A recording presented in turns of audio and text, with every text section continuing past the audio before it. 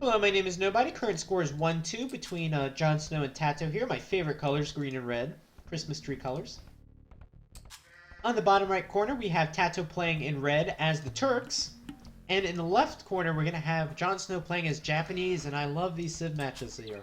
Love the Civ matches this entire series. And these are some pretty good arena Civs here. So TaToH playing as the Turks. Turks, this is their one niche. They've got a pretty unique strategy on Arena, going up to a fast imp and then doing a full gunpowder push. Gunpowder units extra hit points, create faster, could potentially have more range, like have Hussar upgrades free, gold miners working extra faster, and chemistry free, of course. And that's their big call. They do get bloodlines if they want to go into the night line. Monks, they're pretty good. They do get redemption, something I would never remember. Turks getting redemption. Unfortunately, in the Imperial Age, they do fall off a bit here. Important part about the Turks, though, Janissaries, elite Janissaries, pretty strong. And, of course, the free chemistry here.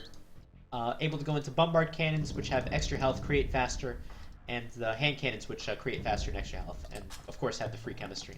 So that's their main, that's why they're kind of famous on Arena.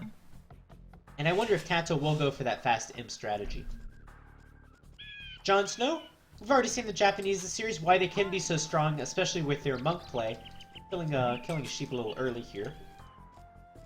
Japanese, very good early game economy with mill, lumber camp, mining camp costing less. Good infantry, good halb, so that'll be pretty good against the Turkish Hussars.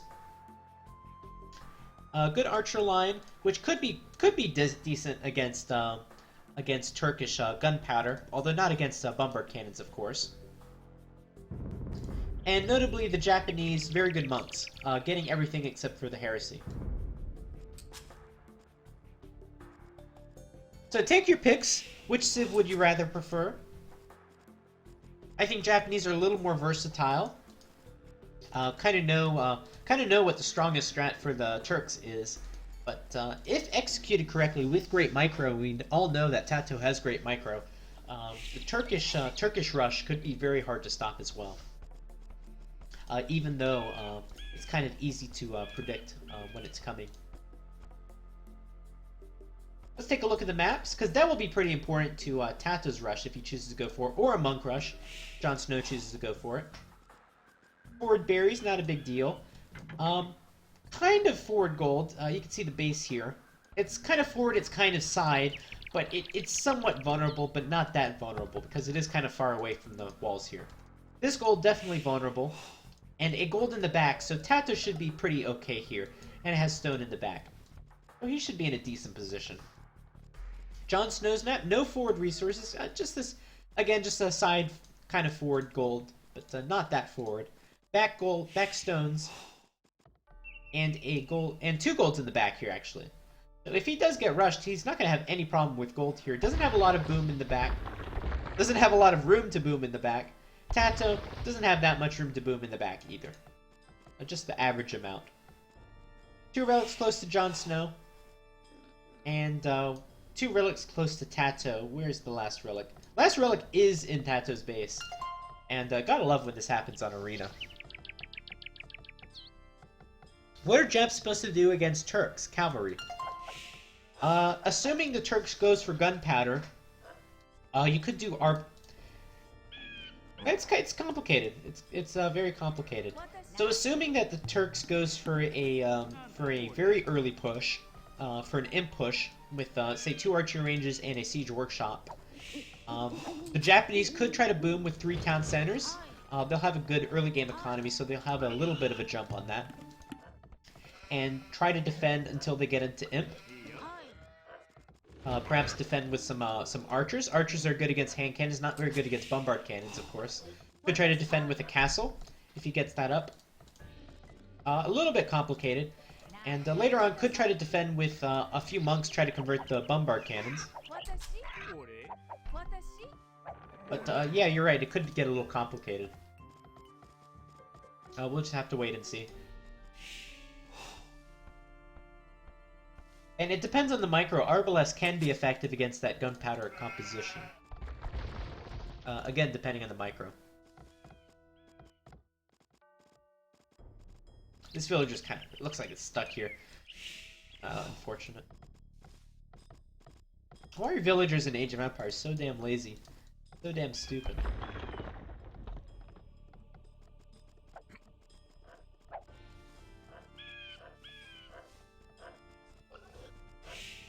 Not full monks, obviously. Later on, I'm saying potentially you could just get redemption on the monks, just to help deal with the bombard cannons. Even if you lose 2-3 monks to convert a single bombard cannon, it's still cost efficient. But obviously, full monk's not going to work.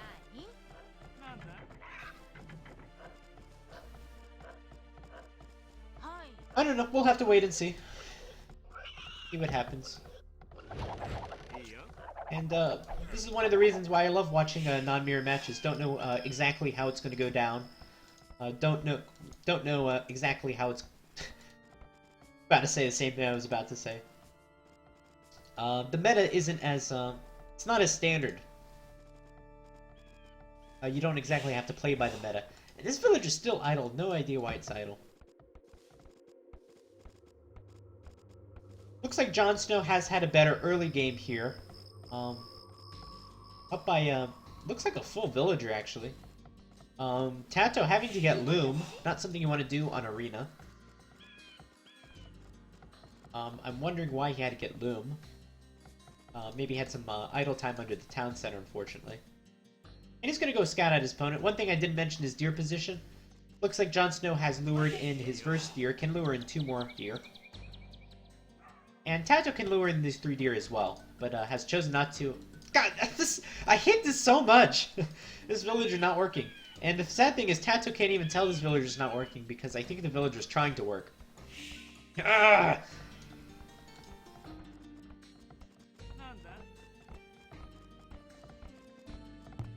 Hate it almost as much as not placing the lumber camps in the nooks here.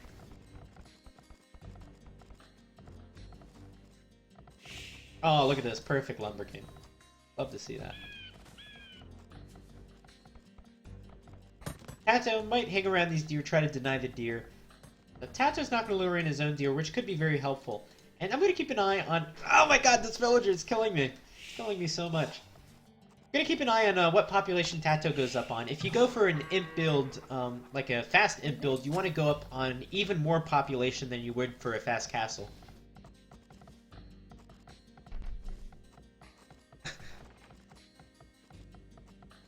Jeffruko, you don't know how many people come into the stream and say exactly what you say, and I love to see people say that. That they used to play this game so many years ago and they didn't know that it was still alive and people were still streaming it. That's what motivates me to come here every time.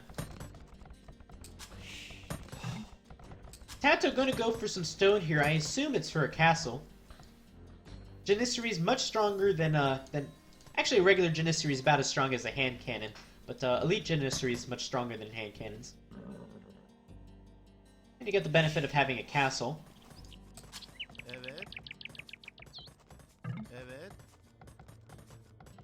And TaToH's gonna click up here. He's on 28 vills. For someone of his caliber, I'm not sure if that's enough for a fast imp build, especially with 3 on stone here. I would suspect it's not. But I can't be completely sure. Jon Snow lured in all 3 deer here. He's got a pretty good economy going up. So important on Arena, you have to prioritize luring in your deer. Oh my god, this village is still idle. So TaToH's basically been, they've been on about even villagers at this point. No, TaToH's been basically 1 to 2 villagers behind, because he made loom as well. And this villager's been idle this whole time. Stuck with 10 food, can't carry anymore. Market Blacksmith from Jon Snow. A very poor Dark Age from TaToH.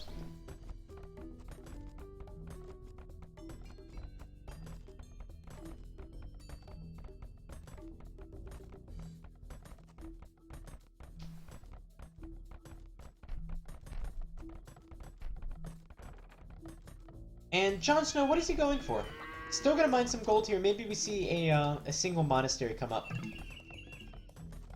And he's gonna mine 10 stone here. It's interesting. Maybe looking to do something with that at the market, I'm not sure. Market, very late uptime. If I was Jon Snow, I would be suspecting a fast imp. Got a scout right over here.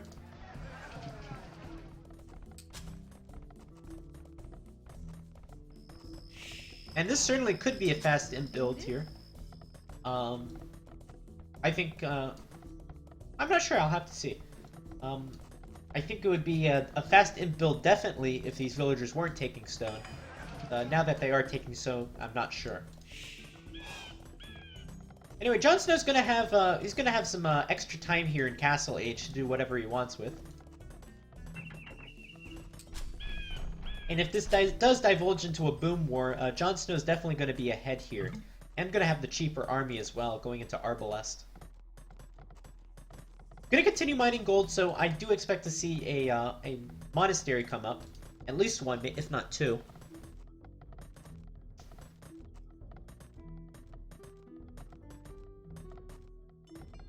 And Jon Snow's going to be a full, about a minute and a half earlier.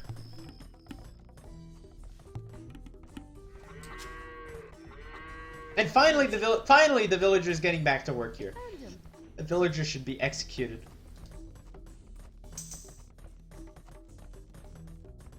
So from TaToH's point of view, it's important to see what kind of resources he has when he's in Imperial Age. Definitely going to have enough for a castle here. And I'll bet you it's not enough for a fast imp, though. Imagine you took all the stone and you transferred it over to food or something along those lines. And that could be your fast imp build. But no, he's going to have these villagers. Where he's going to place the castle? He's going to have a free light cav out here.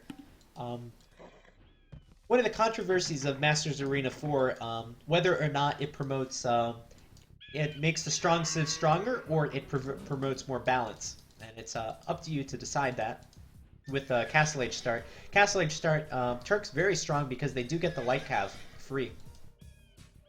Big advantage versus other civs here.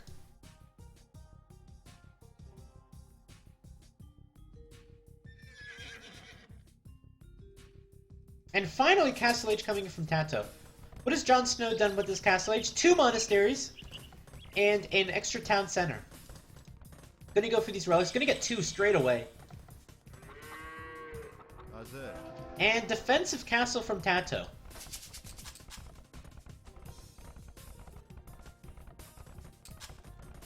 With not enough wood to go up with a second town center. Very interesting. I don't know how much this defensive castle is going to do for TaToH, though. Again, TaToH did have the back gold over here. If a rush was to come in. These golds aren't in the most vulnerable position. Oh! And the scout's going to get away, unlike the last game. And I'm not sure a rush is going to come in from Jon Snow anyway. So I wonder if this investment into castle is going to be worth it. He's going to start making Janissaries right away. Janissaries 9 range. No, not 9 range. I think they have... What do they have? 8 range, I think. Maybe even 7. And monks have a little more range, but Janissaries can, I think... what is it? 17 attack. Can either 2 or 3 shot them. Here we go. 8 range. That's pretty... That's a lot of range. That is basically a British arbalest. Oh, a British crossbow. 17 attack, very beefy. One of the stronger Castle Age unique units in the game. Especially on Arena, where you know, their lack of speed doesn't really play too much of a difference. Going back to Jon Snow, he's going to be a few villagers ahead here. He's going to have a few relics in the bank. We saw from the previous games how much gold those relics can really add up to. And Jon Snow's going to go for this guy over here. TaToH, look at his point of view here. Monk's going to start converting. Janissaries didn't get their first shot, and he's going to lose a Janissary here. And first engagement of the game. Jon Snow's going to win this engagement.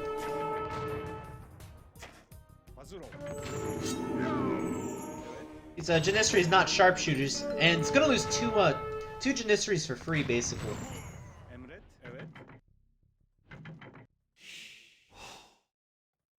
And that's not how TaToH wanted this to go. TaToH's already put the investment into Janissaries. He believes he can do the damage with the Janissaries. And it just hasn't worked out yet. At the very least, this relic is still safe.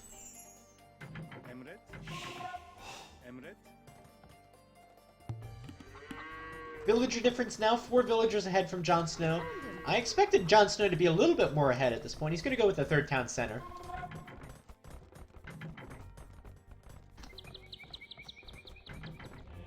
Jon Snow with 3 relics now. And he's going to stay with 3 relics. I don't think he's going to get this one.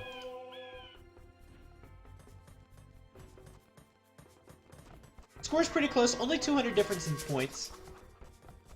But TaToH doesn't have his 2nd town center out yet. Invested a lot into this castle and Janissaries. And Atonement coming in. Atonement is to convert enemy monks, I believe. And there's no reason to get that upgrade at this point.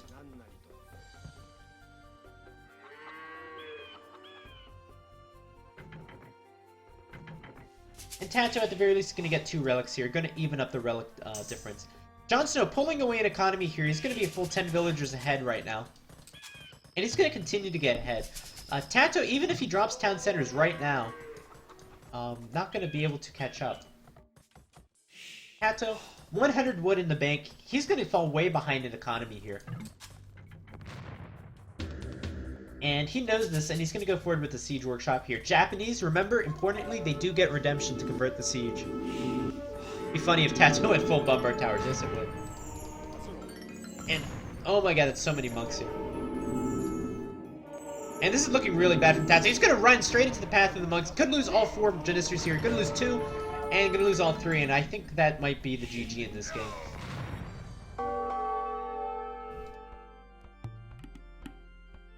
I don't think full bombard towers, though, is something a Turkish economy can support off of 1 town center. Still have to invest in the bombard tower upgrade, I believe, even though it's half cost. And 2 petards here. The petards, unfortunately, they're not going to get what they want. They're not going to blow themselves up for the glory of the Turkish Empire here.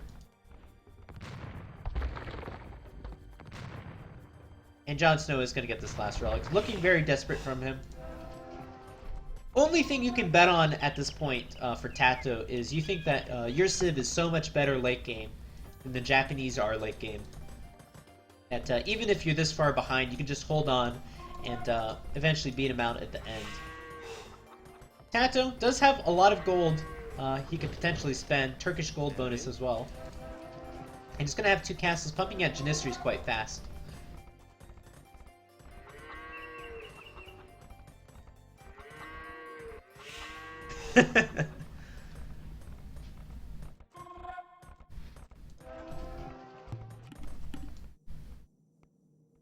And TaToH would be better off deleting the siege workshop, investing into a town center now. I think he's forgotten about it. Let's speed up the game a little bit. Unfortunately, petards don't get extra health for the Turks. Yeah, I'm disappointed.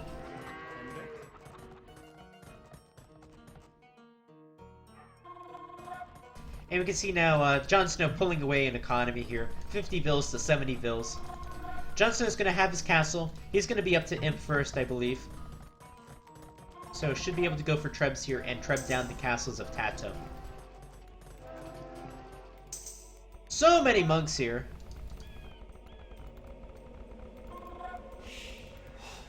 Score's still pretty close, but Jon Snow, a lot of those resources invested in Imperial Age upgrade. His score is going to jump up as soon as he advances up. And if TaToH gets a great fight here, Jon Snow's not looking. Can pick off a lot of monks here. Maybe can turn this game around. Maybe. Again, Janissaries do have that range, so they can get within range of the monks here.